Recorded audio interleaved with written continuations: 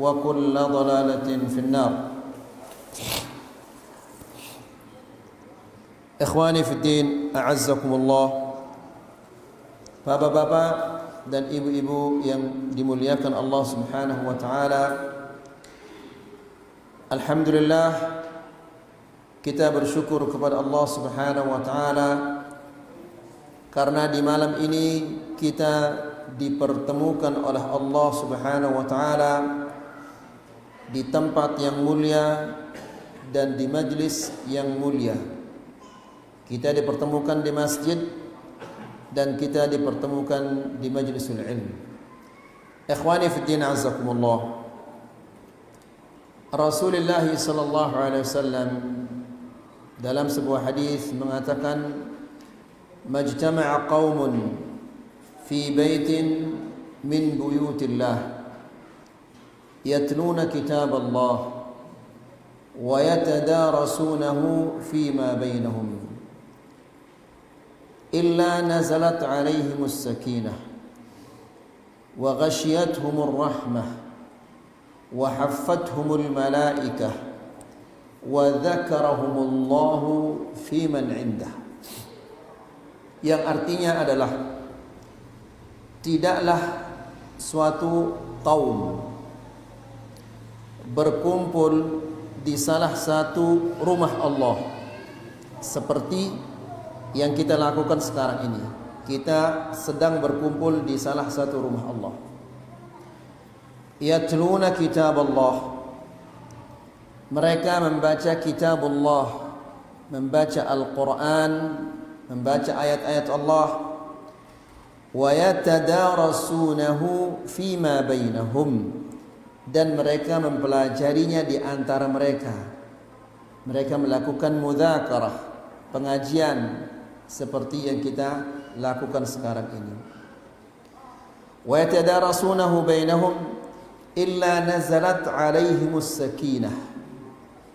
Melainkan Allah akan menurunkan kepada mereka sakinah, ketenangan. Wa ghasyiyatuhumur rahmah. Dan mereka dihimpun di dalam rahmat Allah.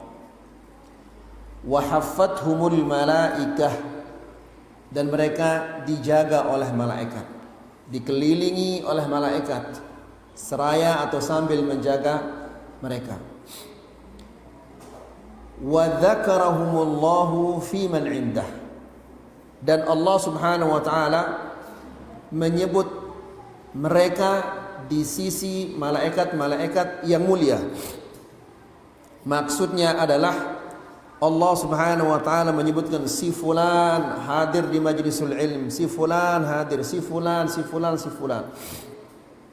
Disebut oleh Allah Subhanahu wa taala. Ayyuhal ikhwah, salah satu di antara kemuliaan duduk di majlisul ilm yang disebutkan oleh Rasulullah sallallahu alaihi wasallam tadi, itu lebih baik daripada dunia dan isinya.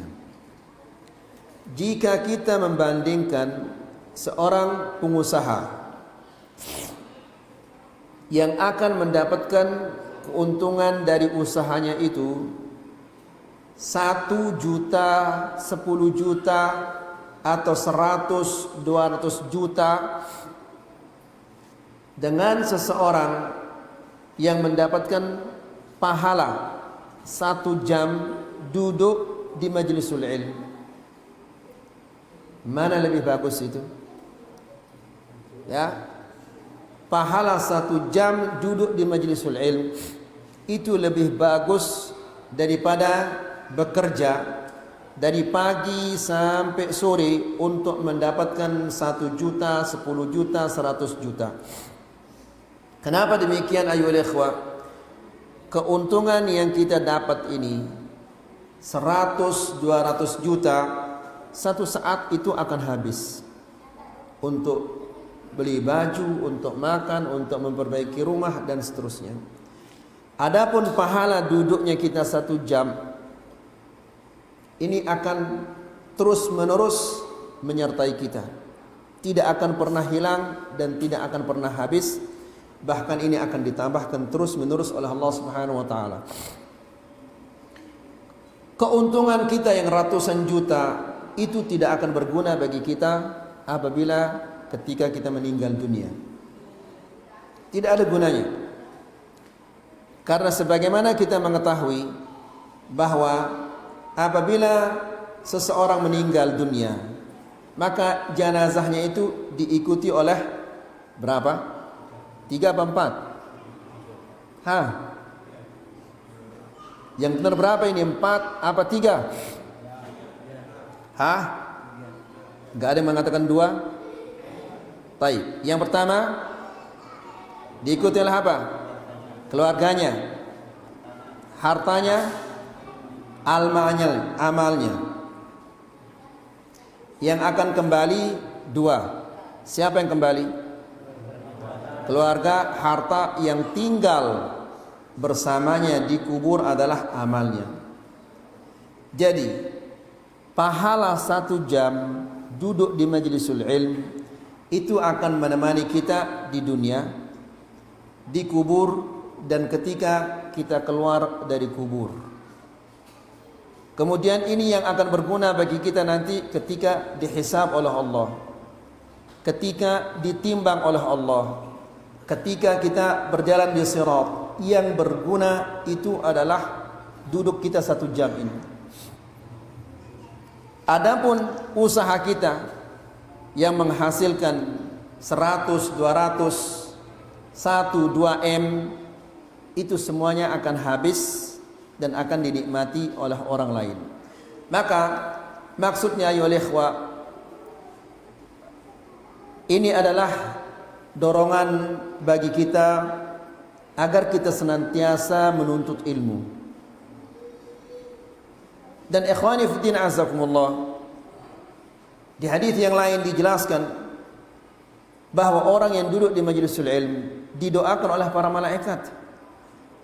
Malaikat itu mengatakan, Allahumma arhamhu, Allahumma tub alaih, ya Allah rahmatilah dia, ya Allah terimalah tobatnya. Allahumma arhamhu wa tub alaih, artinya adalah ya Allah berilah dia taufik untuk bertobat dan terimalah tobatnya. Jadi ayolah ikhwah, apakah ada sesuatu yang lebih baik daripada kita didoakan oleh para malaikat? Tidak ada. Maka ikhwani fiddin azakumullah, mari kita senantiasa datang ke majlisul ilm. Dan majlisul ilm ini punya adab, punya etika, punya aturan. Kita masuk ke rumah makan saja ada aturannya. Di antara adab-adab atau aturan datang ke majlisul ilm, bersiap-siap sebelumnya, mandi, makan, pakai baju yang bagus, minyak wangi dan seterusnya, supaya kita segar ketika kita menghadiri pengajian. Kemudian mendekat supaya kita lebih bisa mengerti apa yang disampaikan. Ikhwani fiddin azakumullah, pada malam ini kita akan melanjutkan kajian kita yang masih berkaitan tentang al-adhan. Di pertemuan yang sudah lewat kita menyampaikan beberapa hal yang berkaitan tentang al-adhan. Di antaranya, orang yang mendengar suara adzan maka hendaklah dia memenuhi panggilan itu. Bagaimana dia memenuhi panggilan itu? Datang ke masjid. Kemudian hendaklah kita datang ke masjid dalam keadaan sakinah, tenang, jangan tergesa-gesa, jangan lari-lari. Kemudian kita juga mengatakan bahwa salat hari raya, salat Idul Fitri, Idul Adha ini tidak ada adzannya. Demikian juga salatul istisqa, salatul kusuf ini tidak ada adzannya. Kemudian ikhwani fiddin azakumullah, apabila orang yang adzan dalam keadaan janabah, boleh apa enggak? Orang junub, dia belum mandi janabah, lalu dia adzan, boleh apa enggak? Boleh, tapi makruh. Ya, karena dianjurkan dia untuk apa? Untuk adzan dalam keadaan bersih dari hadas yang asghar dan hadas yang akbar. Kemudian juga kita mengatakan apabila dia musafir, boleh dia adzan di atas kendaraannya. Di atas pesawat, di atas mobil dia mau adzan, boleh. Kemudian ikhwani fillah azakumullah, juga kita mengatakan bahwa seorang wanita boleh dia adzan untuk dirinya.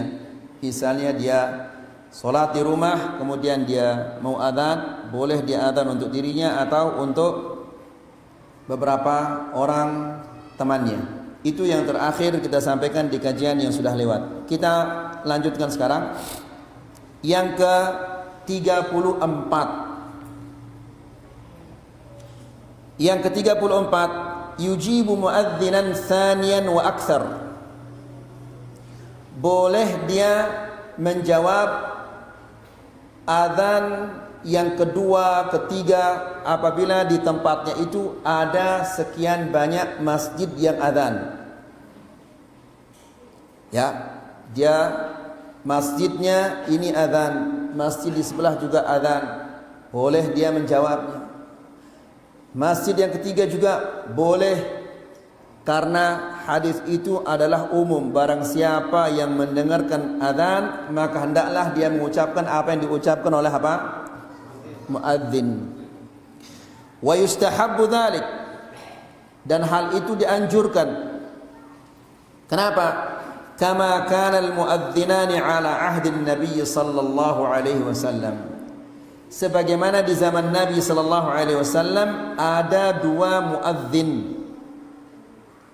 Ya, muadzin untuk adzan yang pertama pada salat subuh dan muadzin yang kedua. Jadi ini adalah anjuran untuk menjawab ucapan muadzin, baik yang pertama, yang kedua atau lebih dari dua jika kita mendengar suara adzan. Dan ikhwani fillah azakumullah, tidak ada sesuatu yang gratis di sisi Allah Subhanahu wa taala. Ya. Dan ketika kita mengatakan Allahu akbar, muadzin mengatakan Allahu akbar, kita juga mengatakan Allahu akbar, Allah. Itu juga zikir. Ya. Dan Allah Subhanahu wa taala memerintahkan kita untuk berzikir apa? Banyak-banyak. Ya.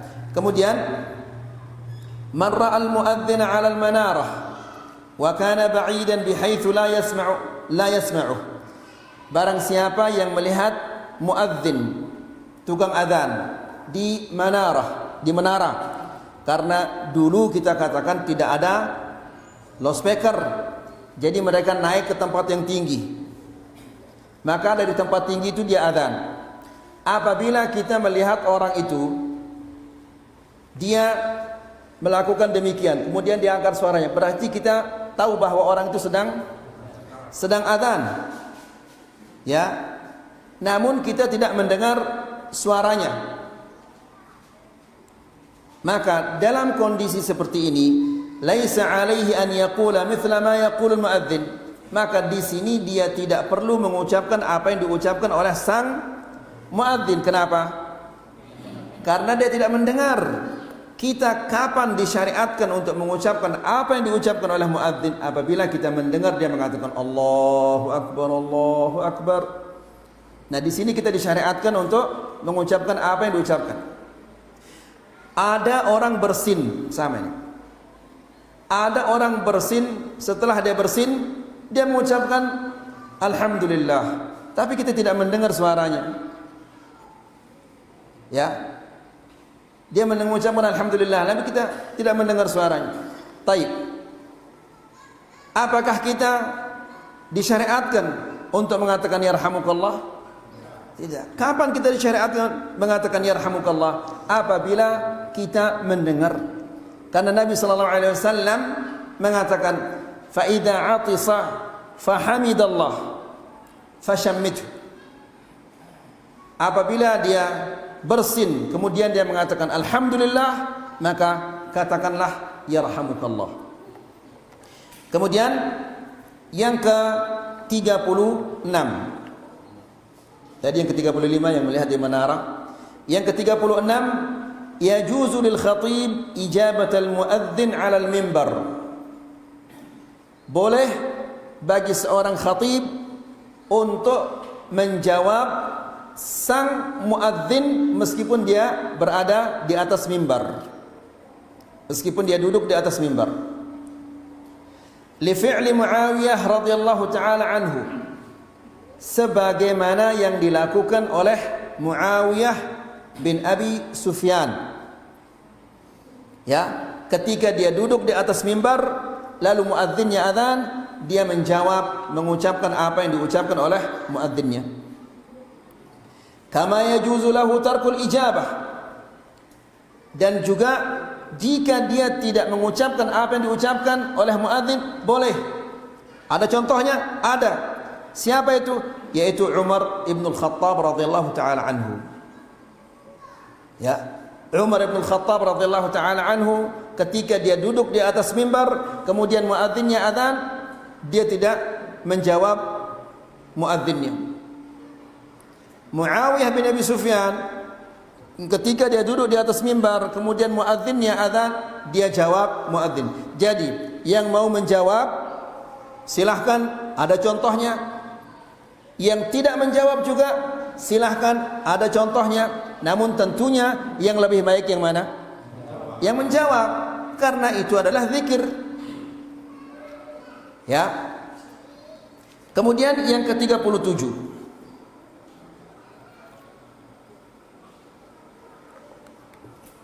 yang ke-37, man nama an salatin aw saha hatta yakhruja waqtuha. Barang siapa yang kelolosan tidur atau dia lupa sampai habis waktu sholat, ya, dia lupa kalau dia belum sholat subuh, sampai jam 7 pagi baru dia ingat bahwa dia belum sholat subuh, maka orang yang seperti ini disyariatkan dan disunahkan untuk apa? Dia azan. Azan untuk dirinya. Ya, ini berdasarkan hadis Abi Qatadah. Abu Qatadah mengatakan, qala Rasulullah sallallahu alaihi wasallam, Rasulullah sallallahu alaihi wasallam mengatakan, inna Allah ta'ala qabada arwahakum hina sya'. Allah subhanahu wa ta'ala telah menahan, menggenggam ruh kalian ketika dia menghendaki. Kapan itu? Ketika kita tidur. Ya. Jadi ikhwani fi din azakumullah, sebagaimana sudah kita sampaikan di kajian yang sudah lewat, tidur itu dinamakan apa? Mati kecil. Ya, mati kecil. Jadi setiap manusia yang tidur maka dia mati, tapi matinya mati kecil. Karena ruhnya ditahan oleh Allah Subhanahu wa taala, digenggam oleh Allah Subhanahu wa taala. Wa raddaha 'alaikum haitsu hina sya', dan dikembalikan oleh Allah Subhanahu wa taala ketika dia menghendakinya. Tapi ada yang dikembalikan ruhnya, ada yang tidak dikembalikan. Kalau yang tidak dikembalikan itu apa? Matilah dia. Makanya Nabi sallallahu alaihi wasallam apabila dia bangun tidur, dia membaca doa yang luar biasa. Ya, Nabi sallallahu alaihi wasallam apabila dia bangun tidur, dia mengatakan alhamdulillahilladzi radda alayya ruhi wa afani fi jasadi wa adhina li bi dzikrihi. Ini doa yang luar biasa ya ikhwan. Ya, apa artinya? Artinya adalah segala puji bagi Allah yang telah mengembalikan ruhku. Kita ini semua bisa bernafas sampai saat ini, berarti ruh kita ini telah dikembalikan oleh Allah, dan nanti akan ditahan lagi oleh Allah Subhanahu wa taala. Wa afani fi jasadi, dan diberikan keafiatan pada tubuhku, kesehatan pada tubuhku. Kita semua yang di sini ini, yang hadir di masjid ini, semua kita telah diberikan kesehatan oleh Allah Subhanahu wa taala. Karena kalau dia sakit tidak mungkin dia akan datang ke masjid. Yang ketiga sekarang antum perhatikan. Yang ketiga kata Rasulullah sallallahu alaihi wasallam, wa adzina li bi dzikrihi, dan aku diberikan izin, diberikan kesempatan lagi untuk mengingatnya. Diberi kesempatan untuk berzikir.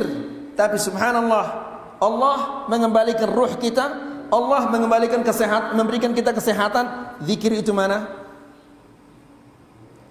Mana zikir itu? Ya, nas'alullah salam al-afiyah. Ingat ayo ikhwah, itu akan dihisab oleh Allah Subhanahu wa taala. Ya, orang yang telah dikembalikan nyawanya, kemudian diberikan kesehatan pada tubuhnya, lalu dia tidak banyak mengingat Allah, tidak banyak beribadah kepada Allah. Zikir di sini bukan hanya zikir mulut artinya, bukan hanya zikir lisan, tapi beribadah. Antum salat, itu kita berzikir. Kita melakukan kebaikan, kita bersedekah, kita berbakti kepada kedua orang tua, kita mencarikan anak istri kita nafkah, itu kita berzikir. Kenapa? Karena itu semua adalah perintah Allah. Ya, ruh dikembalikan, kesehatan diberikan, mana ibadahnya kepada Allah Subhanahu wa taala. Nas'alullah salam al-afiyah. Ya. Kemudian Nabi mengatakan, "Innallaha ta'ala qabada arwahakum." Sesungguhnya Allah Subhanahu wa taala menggenggam, menahan ruh kalian dan dikembalikan kapan dia menghendaki. Lalu Nabi mengatakan, "Ya Bilal, qum fa'adzin fin nasi bis-shalah." Wahai Bilal, bangun. Adzan agar orang-orang tahu bahwa waktu salat telah tiba. Peristiwa ini karena Rasulullah sallallahu alaihi wasallam bersama sahabat-sahabatnya suatu hari telat, kelolosan tidur. Mereka musafir dalam satu perjalanan, mereka istirahat. Nabi bertanya kepada sahabat-sahabat, siapa kira-kira di antara kalian yang sanggup menjaga kita untuk membangunkan kita sholat subuh supaya kita tidak telat? Siapa yang sanggup? Bilal. Ya Rasulullah, saya sanggup menjaga. Ternyata setelah sahabat-sahabat pada tidur, Rasulullah SAW dan sahabat-sahabat tidur, Bilal nyandar di ontanya. Akhirnya ketiduran dia sampai matahari tinggi. Yang pertama kali bangun adalah Rasulullah SAW. Ya, lalu dia bangunkan sahabat-sahabatnya dan mengatakan seperti disebutkan di dalam hadis ini. Lalu Nabi SAW mengajak sahabat-sahabat berpindah ke tempat yang lain. Kenapa? Karena di tempat itu adalah syaitan telah datang. Ya, sehingga membuat kita telat bangun salat subuh. Jadi ayyul ikhwah, barang siapa yang telat kelolosan tidur, maka disyariatkan baginya untuk adzan untuk dirinya sendiri. Demikian juga orang yang lupa, saya tadi sudah sholat subuh apa belum? Orang yang seperti ini juga disyariatkan untuk adzan, tapi untuk dirinya. Tidak perlu dia teriak-teriak dengan suara yang tinggi. Cukup Allahu Akbar, asyhadu an la, dan seterusnya. Ya. Kemudian yang ke-38, yajuzu lil mu'takif an yarqa ala dhahril masjid litta'dzin. Orang yang i'tikaf adalah orang yang berdiam di masjid untuk fokus beribadah kepada Allah Subhanahu wa taala pada bulan Ramadan, di 10 hari terakhir dari bulan Ramadan, untuk memperbanyak ibadahnya kepada Allah Subhanahu wa taala. Sebagaimana Aisyah radhiyallahu taala anha mengatakan, kana sallallahu alaihi wasallam idza jaa al-ashr al-awakhir, apabila 10 terakhir ini tiba, syaddal mi'zar, dia ikat sarungnya, ya, menunjukkan bahwa dia akan kurang berhubungan badan dengan istrinya untuk fokus beribadah kepada Allah Subhanahu wa taala. Syaddal mi'zar, mengikat sarung, juga artinya dia akan mengerjakan pekerjaan yang berat, yang besar. Sama seperti orang yang akan angkat batu berat, pasti dia akan nyingkles bahasa kita, nyingsing. Atau bajunya diangkat, lengan bajunya menyingsing. Ya, wa aiqadha ahlah, dan dia membangunkan istrinya untuk beribadah kepada Allah Subhanahu wa taala. Jadi, orang yang i'tikaf adalah orang yang berdiam di masjid di 10 hari terakhir di bulan Ramadan untuk menambah ibadahnya kepada Allah Subhanahu wa taala. Ada i'tikaf di sini? Alhamdulillah. Ya. Nah, orang yang i'tikaf dia tidak boleh keluar masjid kecuali untuk keperluan yang tidak bisa tidak, seperti mau buang air besar, buang air kecil, atau mau wudu atau mau mandi. Nah, jika seseorang dalam keadaan i'tikaf, boleh dia naik ke atas masjid, ke menara untuk azan. Tapi alhamdulillah sekarang tidak ada orang yang azan di menara. Ya, di bawah ini sudah ada loudspeaker, dia tinggal apa? Azan di bawah, tidak perlu lagi dia naik ke menara. Jadi seandainya tidak ada loudspeaker atau listriknya mati, ya, sementara kalau kita telat azan, orang mengira bahwa waktu belum tiba, maka boleh bagi orang yang i'tikaf itu keluar atau naik ke atas masjid, naik ke menara, kemudian azan, agar orang tahu bahwa waktu telah tiba. Jelasin ya ikhwah. Baik. Kemudian yang ke-29, yang ke-39,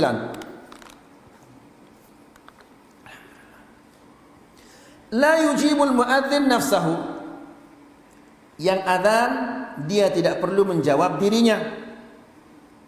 Ya, orang muadzin dia tidak perlu ketika dia mengatakan Allahu Akbar, tidak perlu dia mengatakan Allahu Akbar, Allahu Akbar.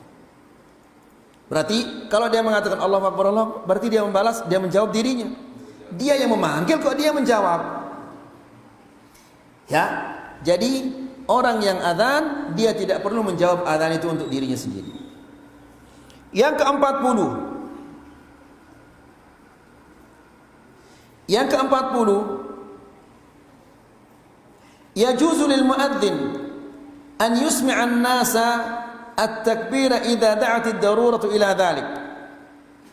Seorang muadzin boleh dia memperdengarkan takbirnya imam apabila dibutuhkan. Seperti misalnya apa? Ketika listrik mati, ya, sementara orang banyak,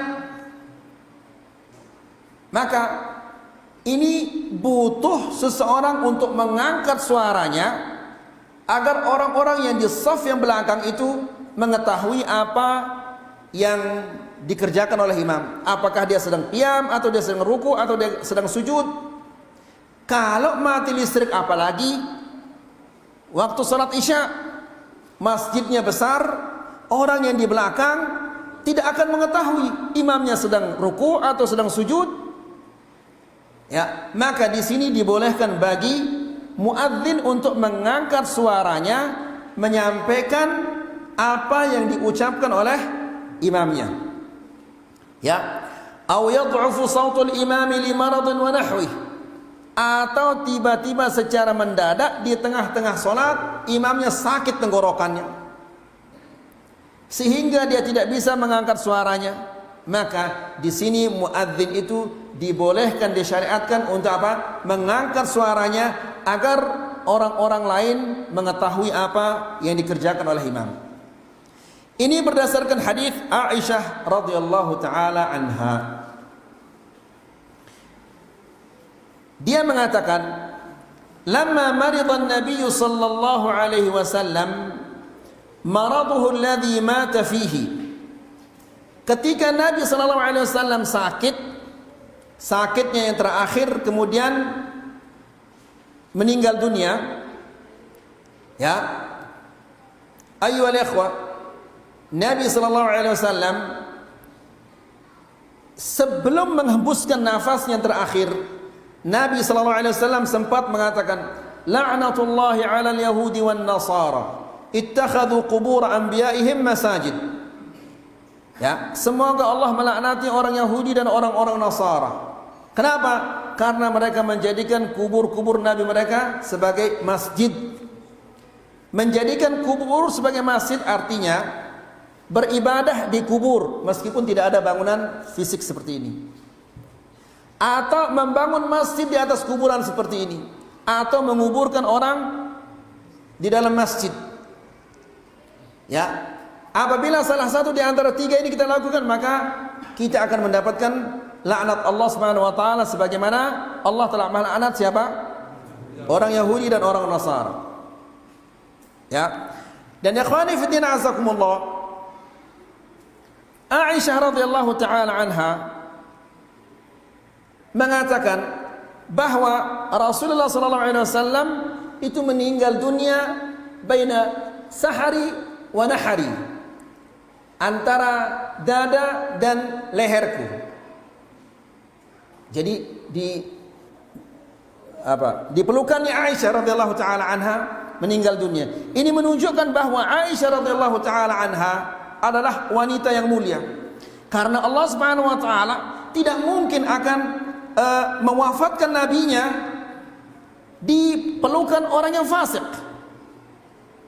Ya, maka ini menunjukkan bahwa Aisyah adalah orang yang mulia. Kedua, Rasulullah SAW meninggal dunia pada harinya Aisyah. Ya, di harinya Aisyah radhiyallahu taala anha wa ardhaha. Kemudian Nabi SAW dikuburkan di mana? Di rumahnya Aisyah. Ya, maka ini bantahan terhadap orang-orang Rafidah yang mengatakan bahwa Aisyah subhanallah, menyebutnya saja berat. Ya, mereka mengatakan bahwa Aisyah adalah wanita yang jelek. Ini membantah.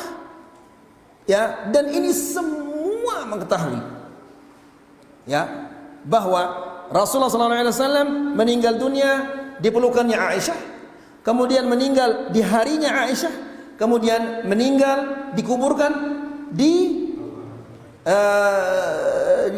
rumahnya Aisyah.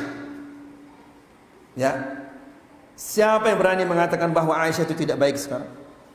Ya, tidak mungkin Allah Subhanahu wa taala akan menguburkan nabi yang terbaik, rasul yang terbaik ini di rumahnya seorang wanita yang tidak baik, tidak mungkin. Ya. Kemudian akhwani fi din azakumullah, ini juga bantahan terhadap orang-orang Rafidah yang mengatakan Abu Bakar itu kafir. Kenapa?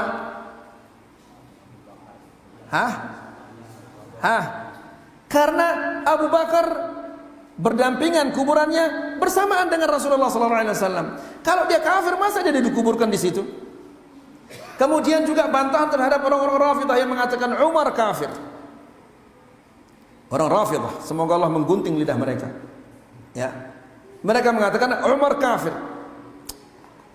Kalau dia kafir, masa dia dikuburkan di rumahnya Aisyah kemudian bersama Rasulullah, bersama Abu Bakar? Enggak mungkin. Enggak mungkin Allah akan mengumpulkan nabi yang terbaik itu bersama orang kafir. Tidak mungkin. Kembali lagi ya ikhwah, Aisyah radhiyallahu taala anha mengatakan bahwa Rasulullah SAW ketika dia meninggal dunia, ketika dia sakit kemudian sampai meninggal dunia, atahu Bilal yu'dzinuhu bis shalah. Bilal datang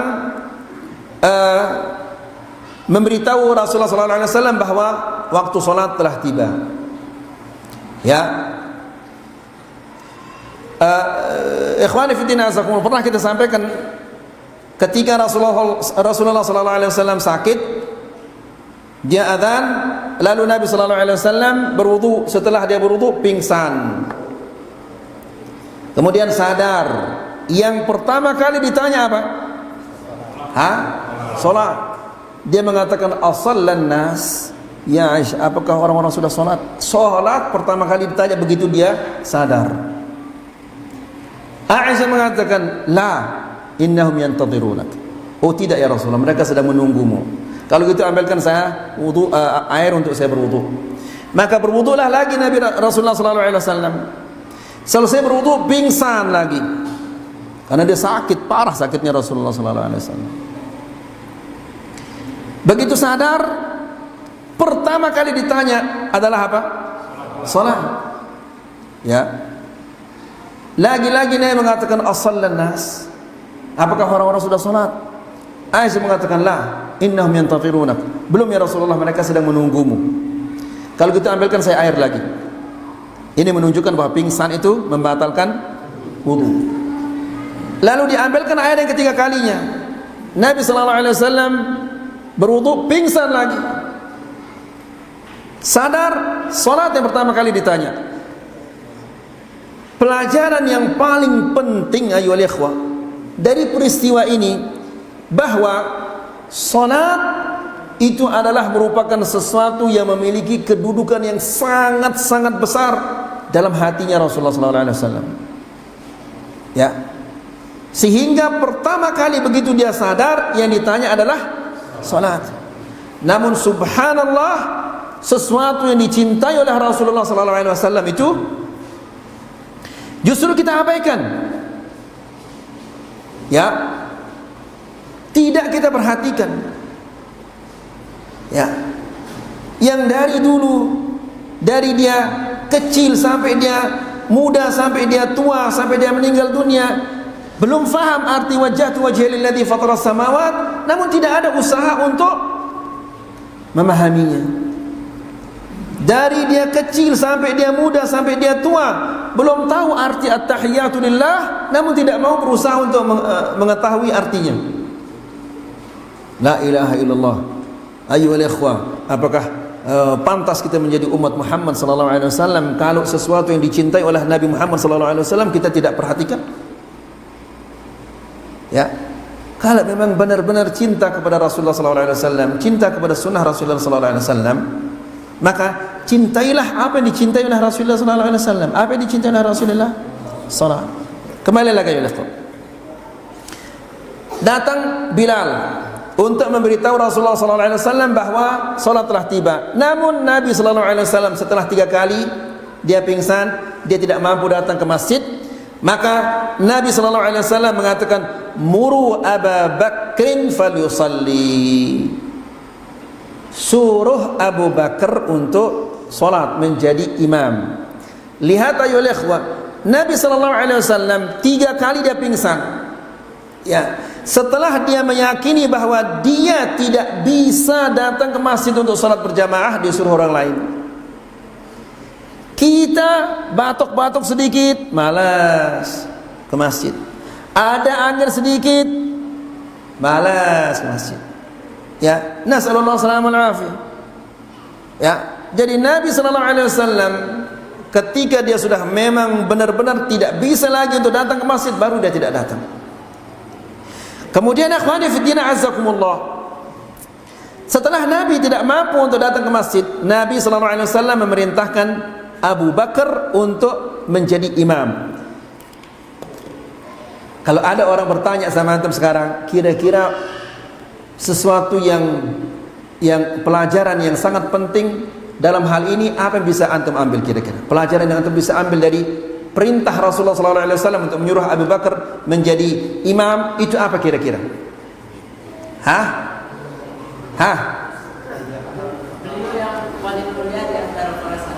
Ya, apa lagi? Gimana? Baik, yang lebih jelas lagi apa? Hah? Dia adalah orang yang paling berhak untuk menjadi khalifah. Karena imam salat itu adalah pemimpin kecil. Kalau dia sudah boleh dan bisa memimpin pemimpinan yang kecil ini, kepemimpinan yang kecil ini, maka untuk kepemimpinan yang lebih besar dia lebih berhak. Kenapa kita menyampaikan hal ini ayo ikhwah? Karena ada sekelompok orang orang-orang Rafidah. Jadi antum kalau sebut Syiah itu, antum sebut Syiah, senang dia mendapat pujian mereka, karena Syiah itu artinya pengikut Ali radhiyallahu taala anhu, dan mereka sekarang ini bukan pengikut Ali, mereka itu Rafidah. Ya, yang sekarang ini adalah Rafidah, ya, bukan Syiah. Demikian juga orang-orang Yahudi. Kalau antum mengatakan ini orang-orang Israel, salah. Israel itu siapa? Nabi Yaqub. Kalau antum mengatakan lah, memang jahat orang-orang Israel ini, subhanallah, antum mengatakan orang-orang Israel ini jahat, berarti Nabi Allah Yaqub jahat. Mereka ini adalah orang-orang Yahudi. Jangan antum mengatakan orang-orang Israel. Ya, mereka itu adalah orang-orang Yahudi. Kalau kita mengatakan Israel, lah beli otakna. Ya. Kemudian jadi Rasulullah SAW mengatakan, muru Abu Bakrin fal yusalli, suruh Abu Bakar agar dia menjadi imam, agar dia solat menjadi imam. Ya, ini bantahan terhadap orang-orang Rafidah yang mengatakan seharusnya Ali bin Abi Thalib yang menjadi imam, yang menjadi khalifah, bukan Abu Bakar. Kalau memang Ali yang berhak untuk menjadi khalifah, maka pasti dia akan mana Ali, ya suruh dia jadi imam. Tapi Nabi SAW langsung mengatakan suruh Abu Bakar untuk menjadi imam. Wa fihi, di dalam hadis ini disebut, fata'akhkhara Abu Bakar wa qa'ada an-nabiy sallallahu alaihi wasallam ila jambihi. Namun di tengah salat datang dia Nabi sallallahu alaihi wasallam. Ya, maka Abu Bakar mundur dan Nabi sallallahu alaihi wasallam duduk di sampingnya. Wa Abu Bakar yusmi'un nas at-takbir. Karena Nabi sallallahu alaihi wasallam dia sakit, maka otomatis suaranya apa? Kecil. Maka yang memperdengar takbirnya Rasulullah sallallahu alaihi wasallam adalah siapa?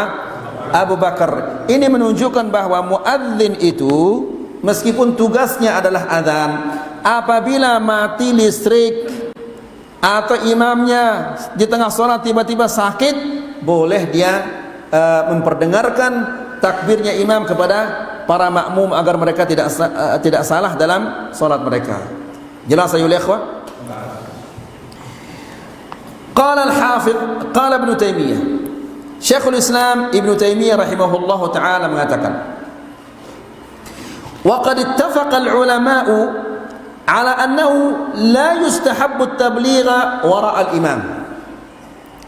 Sepakat para ulama bahwa tidak dianjurkan untuk tabligh. Tabligh menyampaikan apa yang menyampaikan takbirnya imam. Ini tidak dianjurkan.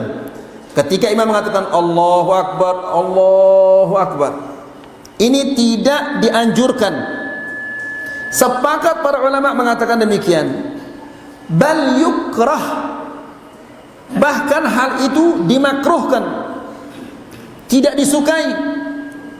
Illa lihajah, kecuali ada keperluan. Ya, kalau dibutuhkan maka boleh dikerjakan. Kalau tidak ada kebutuhan, tidak boleh dilakukan. Wa qad dhahaba ta'ifatun min al-fuqaha min ashabi Malik wa Ahmad. Dan ada sekelompok ulama-ulama dari kalangan dari pengikut-pengikutnya Imam Malik dan pengikutnya Imam Ahmad. Pengikutnya siapa? Pengikutnya Imam Malik dan pengikutnya Imam Ahmad ila butlani salatil muballigh idza lam yuhtaj ilaihi, bahwa muballigh itu batal salatnya apabila dia tidak dibutuhkan. Jelasin ayo ikhwan. Kemudian wa min a'zamil bid'ah fi hadzal 'asr, dan di antara bidah-bidah yang sangat besar di zaman ini, ijtima'ut tablighiyin fi Bangladesh sanawiyan, berkumpulnya kelompok jamaatut tabligh di Bangladesh setiap tahun. Apa istilah mereka itu? IPB. Iya. India, Pakistan, Bangladesh. Ya. Mereka kumpul setiap tahun. Fatajidul imam yatruku mukabbir as-saut. Imamnya tidak memakai pengeras suara. Tidak mau pakai pengeras suara. Ayo ikhwah, ada tokohnya jamaah tabligh, tokohnya orang nomor satunya di Lombok Tengah. Alhamdulillah dapat hidayah, lalu dia menjadi ikut dakwah salafiyah ini. Qadar Allah sudah meninggal dunia.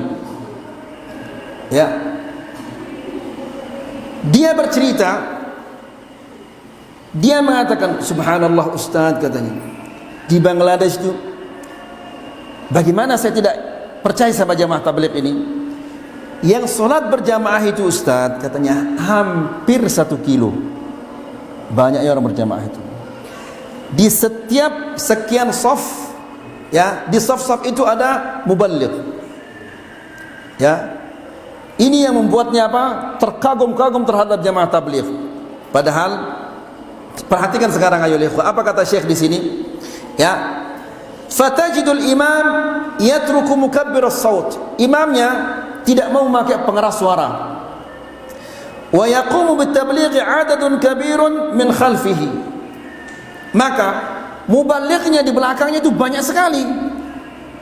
Ya otomatis karena tidak ada pengeras suara. Jadi sekian banyak orang yang muballigh, semau-maunya.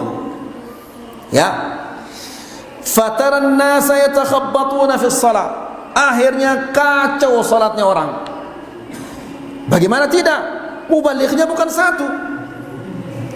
Ya, ini menyampaikan bahwa imam sudah bangun dari rukunya. Ini menyampaikan bahwa imam baru turun dari rukunya. Orang mengira bahwa dia baru turun dari rukunya. Sekian, hampir 1 kilo. Ya, belum sampai ke sana imamnya sudah bangun. Ya, di sana baru sedang apa? Ruku. Imamnya padahal sudah sujud. Akhirnya kacau balau salatnya orang. Ya, fataran nas yatakhabbatuna fi shalah. Orang-orang kacau ketika melaksanakan salat. Hadza raki', di sini ada yang ruku', wa hadza sajid, di sana orang yang sujud, wal akhar qa'id, dan yang satu lagi sedang duduk.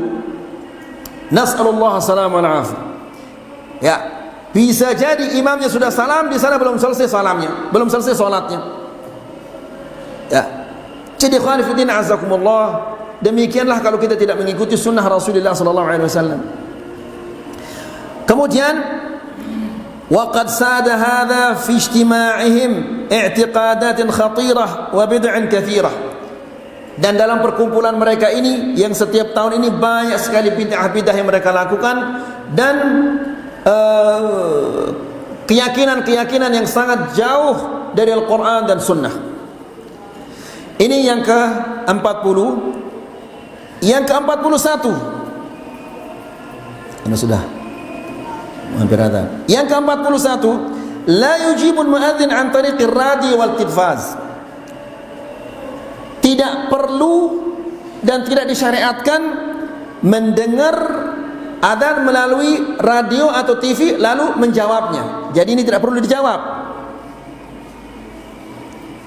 Karena Nabi sallallahu alaihi wasallam mengatakan apabila kalian mendengar muadzin bukan mendengar radio, ya,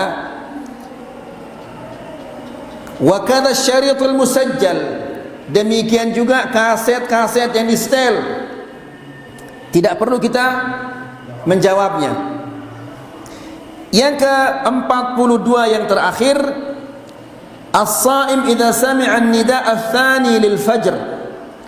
Orang yang puasa apabila dia mendengar adzan yang kedua, ya, untuk salat fajr, wal ina'u fi yadih, dan gelas masih di tangannya, falyutimma sahurah, silahkan diminum dan lanjutkan puasanya. Ya, boleh orang yang mendengarkan adzan yang kedua untuk melanjutkan minumnya. jika gelas itu masih ada di tangannya. Jangan sengaja nunggu lama-lama sampai dia adzan baru minum. Tidak, ini dia tidak sengaja. Ketika dia mengambil air mau minum adzan, ya silahkan dilanjutkan dulu. Ya, ini berdasarkan hadis Nabi sallallahu alaihi wasallam yang diriwayatkan oleh Imam Ahmad, Al-Imam Al-Hakim dan Imam Abu Dawud. Nabi sallallahu alaihi wasallam mengatakan, "Idza sami'a ahadukumun nida," apabila salah seorang di antara kalian mendengarkan adzan yang kedua maksudnya, "wal ina'u ala yadih," sementara gelas masih ada di tangannya, "fala yadh'hu," jangan dilepas. Ya, yang di tangannya itu jangan dilepas, "hatta yaqdiya hajatahu minhu," sampai dia mengambil kebutuhannya. Yang di tangannya, jangan tunak pelcing ini, tunak urap-urap ini semua disikat, nggak boleh. Ini yang ada di tangan saja yang dibolehkan.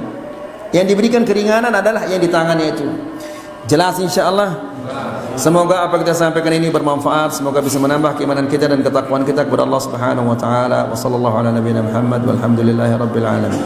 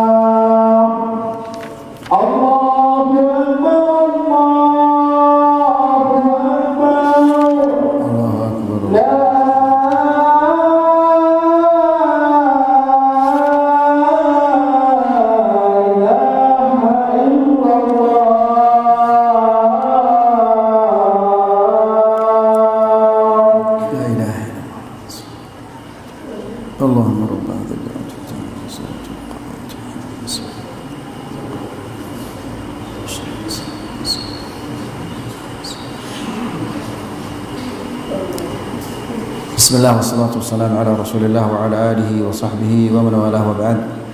Jika ada pertanyaan berkaitan tentang materi yang kita sampaikan tadi yang mau ditanyakan, kalau saya bisa jawab saya jawab, kalau tidak bisa saya katakan wallahu a'lam. Silakan. Naam.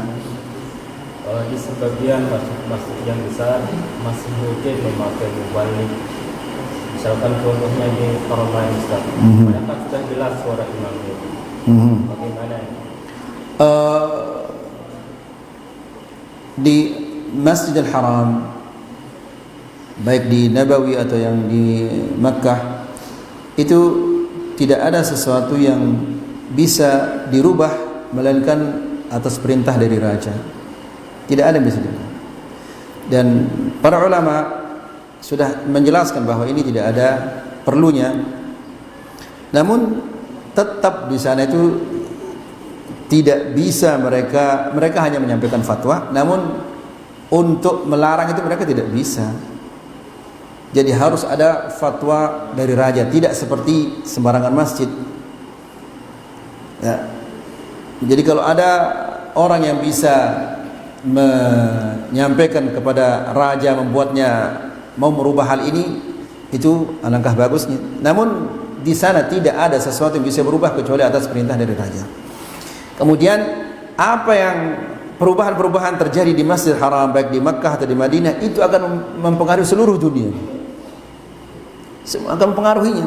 Jadi pemerintah Arab Saudi juga tidak segampang itu akan mengambil keputusan seperti ini.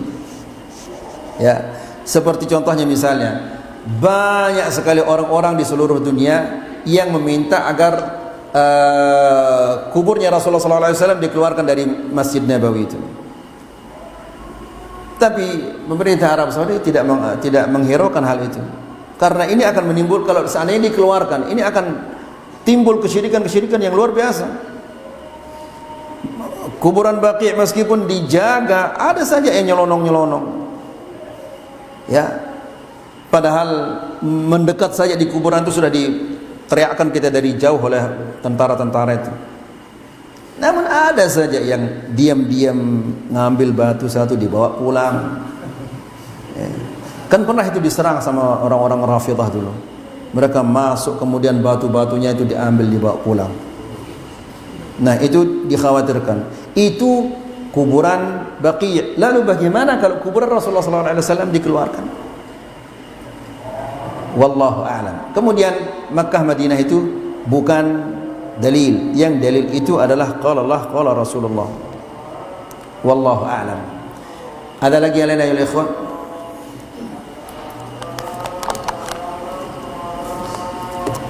Tidak ada? Alhamdulillah. Ada apa enggak? Baik. Kalau tidak ada, kita cukupkan sampai di sini. Subhanakallahumma bihamdika asyhadu an la ilaha illa anta astaghfiruka wa atubu ilaik. Wassalamualaikum warahmatullahi wabarakatuh.